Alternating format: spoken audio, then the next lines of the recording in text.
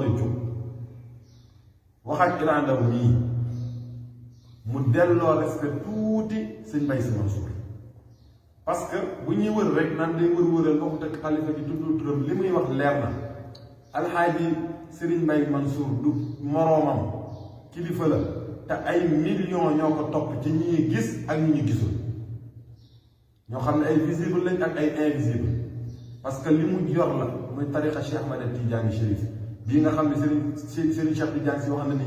lanaa Cheikh Ahmad Tidiane Chérif bii nga xam ne Serigne Cheikh Tidiane Sy wax na ni lanaa fi huda xayri tariqati uswatun laqad baayaa al astafaabu fiha wa ma haadu nee na tariqa bi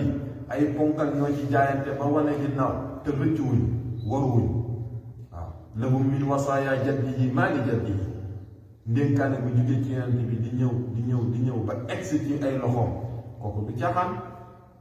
bu amee problème ak ay ci problème mu famille ñoo koy lijjanti waaye doo jugee ci jàmbur ñu dugal la ci famille nga bëgg a daggate famille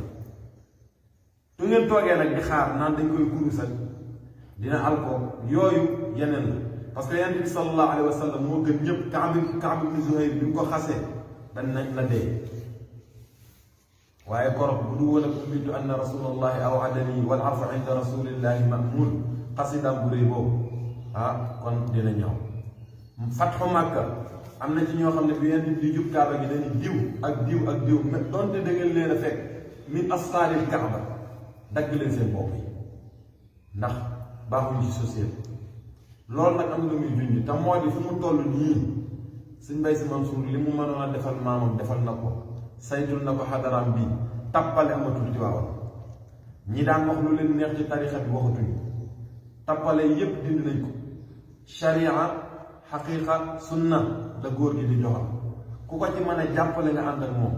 ku pare nag pour défier ko ñun ñépp ñu àndandoo yow défier la yow